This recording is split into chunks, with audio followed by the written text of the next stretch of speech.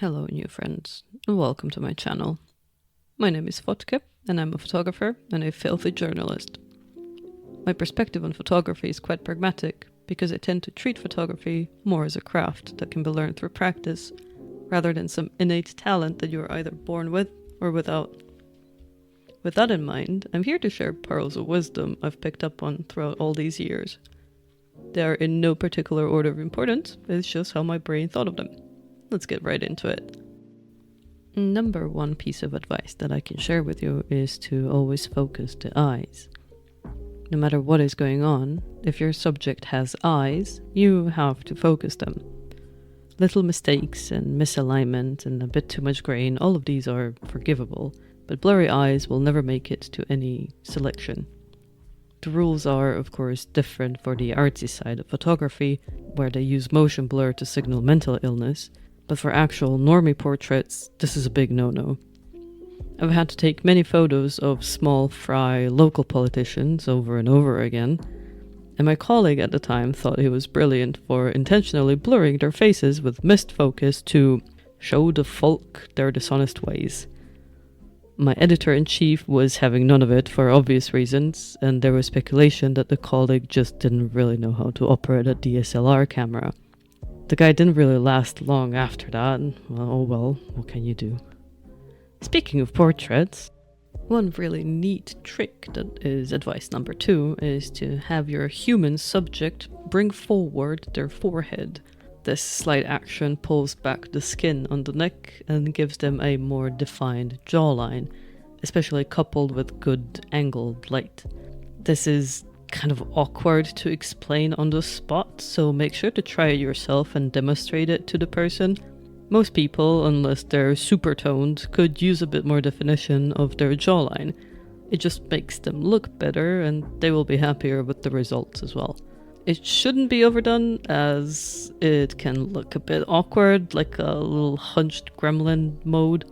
Just don't forget to remind them to straighten their backs first as well. Number 3 is a very short one that I've had to learn the hard way, and it's to remember that you are not a butcher. Do not cut off limbs of animals or people, especially not at joints. Feet and paws and hooves can be left obscured by grass or whichever other contextual foreground, but the viewer needs to see the subject standing on something, otherwise they can look unnaturally elongated, like in this photo. Do not make the same mistake as me, always include the feet. And number 4 is don't be a tripod. There's a common saying, zoom with your feet, but I personally dislike the sentiment, as it implies that the closer is better. And don't get me wrong, for absolute beginners and shut-ins with social anxiety, this is a pretty decent advice actually. But we are all shy in the beginning and don't fully understand the social power of a camera.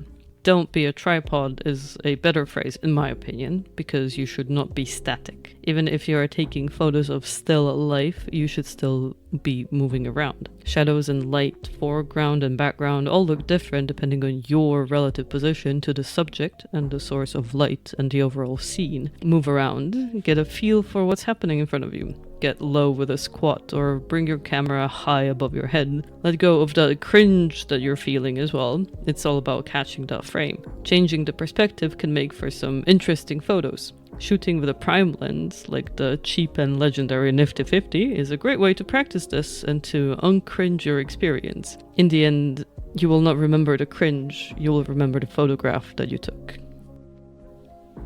Number 5 is to take lots of photos, but to be selective with what you ultimately pick. We don't live in an era of exclusive 20 photos per film anymore. There are SD cards with 1 terabyte storage, which is a lot of photos. If you're shooting sports, events, or wildlife, anything that is unpredictable and happens quite fast, you obviously want to maximize your chances of a great photo, so you shoot with continuous setting. But in the end, you will only really be happy with 3 to 10 photos on average. This is how it should be, until you get used to the niche. The improving point comes with examining your trash photos with a critical eye and being honest where you messed up and how you can avoid doing that in the future. With time and practice, you will shoot less photos, and the ones you do shoot in the end will mostly be decent.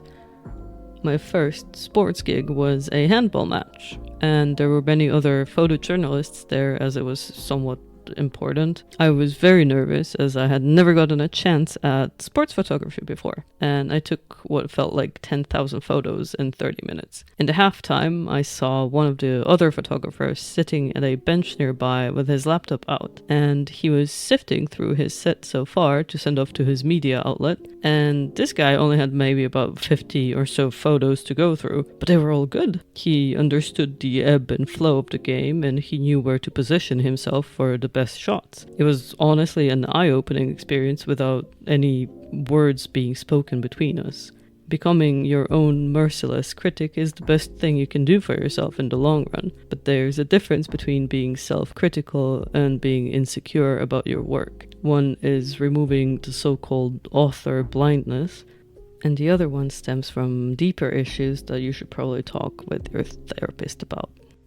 Number 6 piece of advice is to take your time when it comes to animals. Animal and wildlife photography requires an immense amount of patience. Surely you've seen those Nat Geo photographers camping out for weeks at end to get a one shot of an eagle or a lion. It is absolutely worth doing that. Most zoo animals don't really register people as much, but sometimes they will be doing some picture-worthy things if you give them some time. For a zoo specifically, you should find an exhibit with nice light and an animal of your choice, and you just kind of stand around for a bit with your camera. If you bring your camera to your face, it also obscures it, and it might put the animal at ease because you're not intensely staring at them while they're eating. With birds, honestly, I've had the worst luck. Mind you, I don't own the big white lens that everyone knows, so anytime a bird gets close enough, I get my camera as soon as possible, and as the lens rises, it's as if the bird senses my eagerness and just flies off. But patience pays off in the end. Number 7 is a general art piece of advice, and that is that elements should not significantly overlap. This is a rule for most creative and visual arts, and it includes everything from YouTube thumbnails to photography to digital collages, old school oil paintings, whatever you can think of. If your subject is behind a fence, you need to find a way to get around it or above it, just any sort of way to exclude the fence. Overlaps can also happen in physical blocking as well as overlapping in color, as for example with this bear. The pool and the bear are very similar in color and it just looks muddy and it doesn't look good at all. The rocks take away from his majesty and it's just a sad photo that could be better if we listen to advice number 4, which is don't be a tripod, and move to the side to capture his happy moment head on. God, I love bears. Tip number 8 is to constantly train your photographic mind.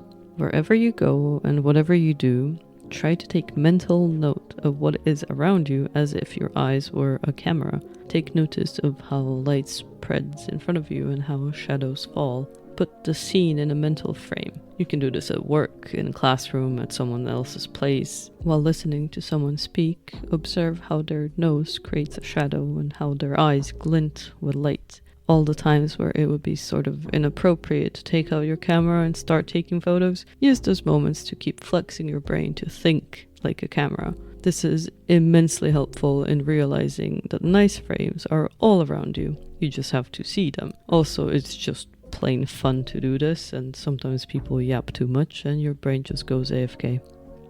And number 8 ties in with number 9. The camera you have in your hand is the only one that actually matters. Owning big DSLRs means absolutely nothing if they're not with you to be used. I am not a big fan of phone cameras, as they're not really that good on a closer look. But sometimes it's the only camera you have. Don't miss those precious moments and always have a camera on you. Even if it's just going down to the shop or meeting up with friends, you never know when a good frame will happen and you would regret not having your camera with you. Become that camera guy or camera girl in your friend group, if you have friends, of course. And that is all from me in this video. Tell me if you've learned something new, or if you think I'm so incredibly wrong. Please leave a like, comment, subscribe, whatever. And if you have made it this far, I hope your bokeh is always crisp and there are no overcast days for you this summer. I am Fotke, and I'll see you in the next one.